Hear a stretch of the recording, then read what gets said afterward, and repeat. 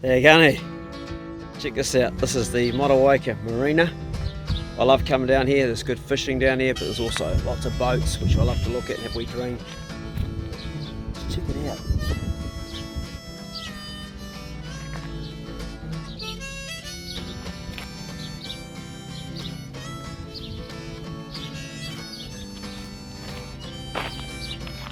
I regularly come down here. I take my kayak and I fish, but also love to walk along and just look at every different boat. There's so much money tied up in so many boats when you think about it, but they're awesome. I've always loved boats ever since I was a kid. All down here. Tide's out, of course, so these guys are sitting on the mud.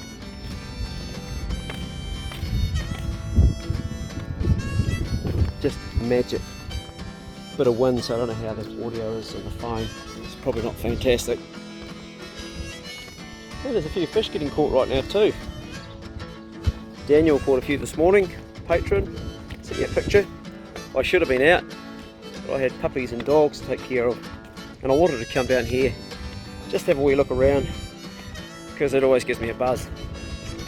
Every boat's just incredible. You think of a boat, it's not like a house.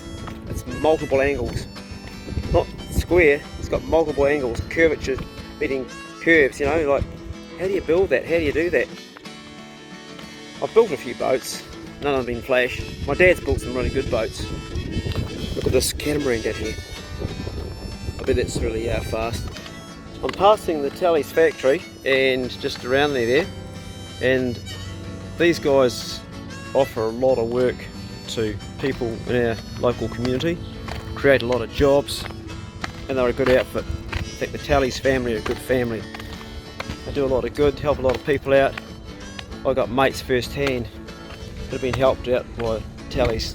Wayne, who I was hunting with last week, was helped out by one of them. So this is a thing where people that have worked really hard are put back into their community, and respect where respect is due.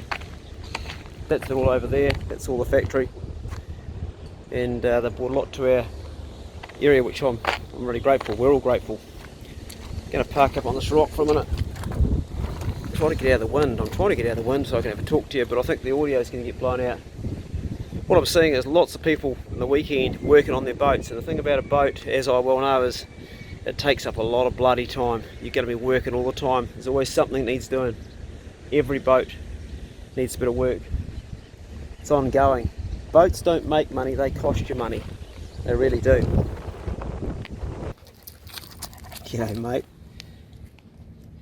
Labradors are always so friendly. My father's had Dusky Bay Labradors, breeding kennel for 36, 37 years now, I think. A long time. He's bred them chocolates, yellows and blacks. And I've got a nice place under the wharf here, just to get out of the wind, chill for a minute.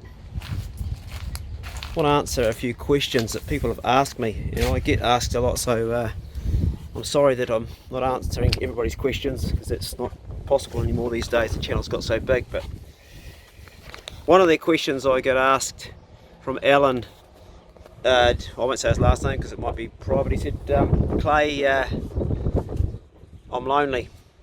I don't have any friends. You've always got people around you. What am I doing wrong? I'll be absolutely blunt, and I'll tell you the truth about this, and it might not be what you want to hear. I'm not lonely. Look, got a mate, come up to me now, complete stranger. You can smell my dogs. You know, when I was working overseas years ago, I had thousands of people around me all the time, and I think I was the most loneliest person in the world. Alan, I was really like desperate sometimes. I'd go home to my hotel after working long hours, exhausted, hungry, tired and lonely, and it was a killer. And I had to take a real hard look at myself, because what was I doing wrong?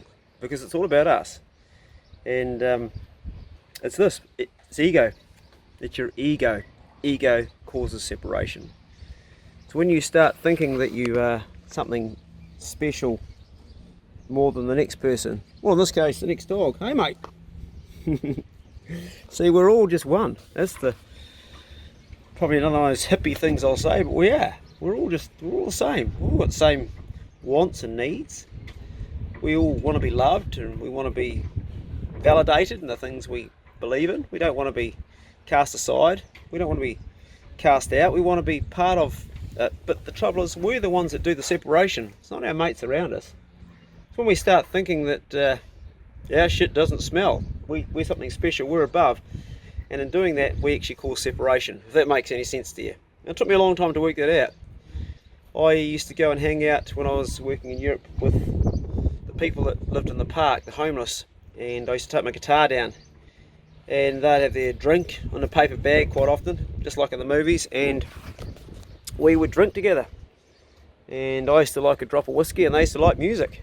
So they'd give me a drink, and I'd play some music, and that's what would happen. So, this dog, you can smell my dogs all around me. Oh, they're beautiful dogs, Labradors, but they get fat because they eat so much. Anyway, Alan, to answer your question, mate, what I would start to do is I would start to forget about yourself, because you just make yourself miserable thinking about yourself. I've never made myself happy thinking about myself, not at all. You are just one happy dog, aren't you? I've got a funny feeling it's all my dogs he's come to smell, not me. So, my advice would be, first of all, start doing something really useful with your life in your spare time, which gives value to other people. Go to your local rest home and maybe talk to some elderly people. Do things where you expect you're going to get nothing back. That dog just fell off the stair. It just fell down there. It's a clumsy dog, it just fell down there. Do things where you don't want anything back, and you'll be thinking, oh well, I haven't got that energy to give, but you actually have, because right now you're wasting your energy thinking about yourself and how miserable you are. And also, your life is going to be over. We're only here for a short time. None of us are going to get out of this life alive. We're all going to die. So in the meantime, don't waste it. Be of some use to your fellow man around you. Do something for somebody else, and you will soon find that your world gets bigger. When you start helping people, your world gets bigger. That's my answer to that question. Right, I've got another question. I've got to turn the phone off because I've got to look it up because I forget what it was. Hold on. I'm actually underneath here now, under that, to get out of the wind. So this came from John, who's in Dunedin. And g'day, John. And he's 18 and he's studying, and he says he wants to go and hunt his own fish because and meat, because he'll save money.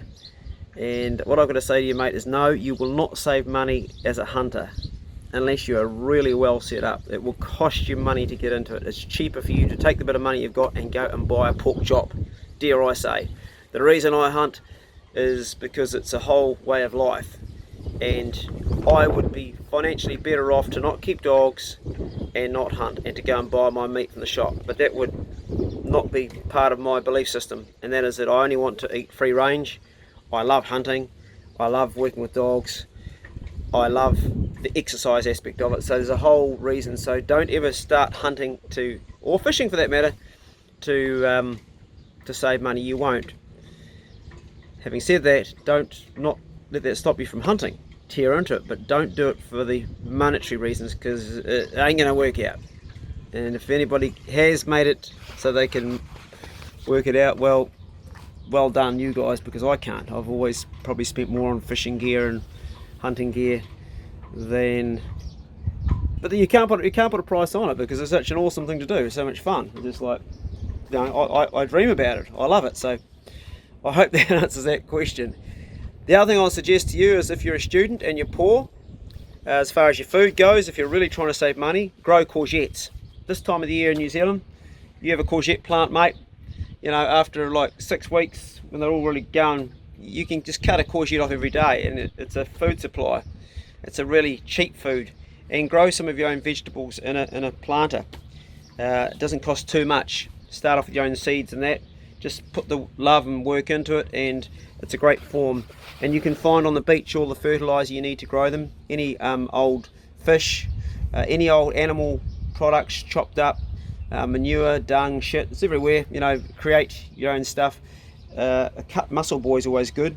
Just keep it in a confined area. Make sure that no pests like rabbits or hares, or no, chickens can get to it, and growing your own food like that is very therapeutic.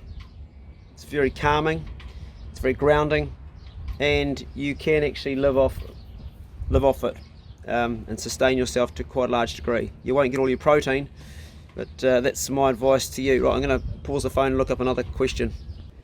Right, a new place. I'm trying to get out of the wind, and I found these Pacific oysters here. Look, right there, growing all around me. Pacific oysters. And there's an old wooden boat that would need a lot of work. No, I don't want another wooden boat. So this comes from Kelly. Kelly, I don't get many women write to me. I have about 8% on the channel women follow me. So it's kind of cool to get a question from a woman. And Kelly says to me, it's a funny question. She says, I'm always unhappy and I'm hurting myself on the inside. And I don't know how to break that pattern. You seem like a positive person. How come you're not like that? Well, to be honest with you, Kelly, sometimes I'm hurting on the inside too. Probably not as much as I once, definitely not as much as I used to once upon a time, because I've kind of evolved, but it's a bit like this, mate. The doctor says to you, you've got a year left. The doctor says, Kelly, look, you've got cancer, you've got a year left to live. You've got 1 year left on this planet. You have to make a choice what you're going to do with that bit of time. You've got to decide, am I going to spend my last 12 months on this planet miserable, or am I going to make every day as best as I possibly can? It comes down to a choice thing. Now, your brain may be wired negatively, where you're always making things bad for yourself. That may be part of your characteristic of who you are, or the character of who you are, but it's still up to you to be disciplined in making that not happen in your life. So for example, let's imagine, you say you're hurting yourself on the inside. Let's imagine if you put that on the outside of yourself for a minute, so people could see it. Imagine if I'm sitting here and let's just pretend there's all people there, and suddenly I took my hat off and I picked up a rock. Let's just imagine there's a rock there, and the people are watching me, and I suddenly started smashing it into my head like this, and blood started to trickle down, and I was going and I was banging myself in the head. All those people watching me, they would think that guy's insane. They would think I was insane. They would think I had a mental problem. They would think there was something really wrong. What you're doing to yourself, Kelly, is no different. It's insane. By hurting the inside of yourself, you are acting out of insanity. I'm not joking, and I'm not being rude. You are acting in an insane way. It's just as insane as me if I was to pick up that rock and do that. So cut it out, stop it, control it. You cannot control your thoughts. That's something, we all know that. So when the bad thoughts come, just look at them from the outside and go, that's out of my control, and let it float away. Don't try and hold on to it and make a drama out of it or nurture it. Just let it go by. You don't want to be insane, mate. And I don't believe you really are fully insane, but what your behaviour is by hurting yourself on the inside, that is insanity. And anybody that does that is slightly insane, just like me as well, to pick up that rock. Right, I'll do one more question before I move on. Pause and I'll look it up. This time I'm leaning next to the old Parker Craft. These are great boats. This one here needs to have the bung taken out, as you can see. When my father used to work in the Parks Board, that's before it became the Department of Conservation as today, it was the Parker Craft they used for all the park boats. I can remember as a kid, and we're talking 50 years ago, man. I was 5 years of age. They had these boats. Their dad used to use them, and they're still around today, 50 years later, and still working. They've got the Parker Craft and the Starcraft, and they're good boats. The last comes from Paul, a question. And Paul's question is very similar to the first one I read it today. He says, mate, my wife's left me, and I come home from work and she said I want a divorce, and I just been completely lost. I never saw it coming. I've been working hard to support our 2 kids, and she's now moved out of the house with the kids and with her mother, and I'm in this house rattling around alone, and I've been watching your videos all the time. It's sort of stopping me from going mad, and I'm completely lost, and I don't know what's happened. Just thought I'd reach out because you said you should reach out. And mate, you did the right thing to reach out, but probably I'm not the right person to reach out to because I don't know anything about you. But you will have mates around you, and they may not always have the answer that you want, but reaching out is important. Just talking.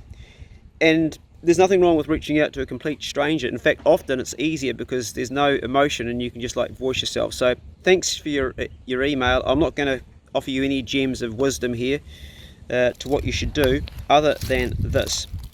Make sure that the love for your children is looked after. Make sure that you don't ever say anything bad about your I'm going to say your partner, I guess I'll call her your ex now. Always talk well about her to your children because that's their mother and they are part her, half of her, they're half of you. And always be civil with your ex. And probably it's painful for you to hear me call her ex because I know it's just happened and you possibly still love her. When you say you didn't see it coming and you didn't know what happened, that's because you grown out of touch with her needs, mate.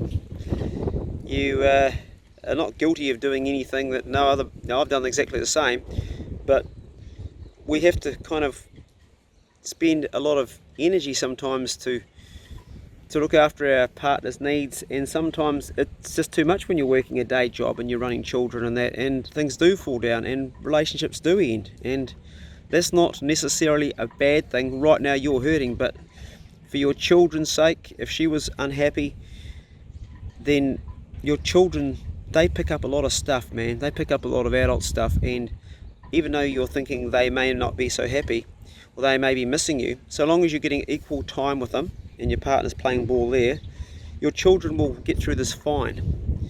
In fact, if your ex-partner's now more happy, it'll be even better for your children. It will resolve itself and life will be sweet again. The hardest thing I found when my partner left me was the separation of the children, and this is where things can be painful. Make sure that you have an equal amount of time and take time out to talk to mates when you're feeling low so you don't sink into a hole. Reach out if you do get a bit, it gets a bit hard, because it is a hard thing having your kids taken away from you. I don't know the whole situation, mate. Anyway, send me another email if you do get stuck, and I'll keep yarning to you about it because I have been there, got the t-shirt, survived it, and I've got my children around me.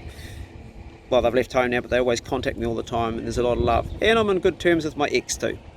There's nothing bad there. I'm going to wrap up this vlog, and that's all it is. It was nice coming down here today, walking around, and I will see you guys again soon. Good luck with your own challenges, good luck with not being lonely, and good luck with making the day a better day for yourself. And there's dogs everywhere. Little dog here, little dog there. Make it a better day, because as I said halfway through this vlog, we're here for a good time, not a long time. The wind's come up, and it's going to blow my audio out, so be good. If you cannot be good, then be careful. See you later.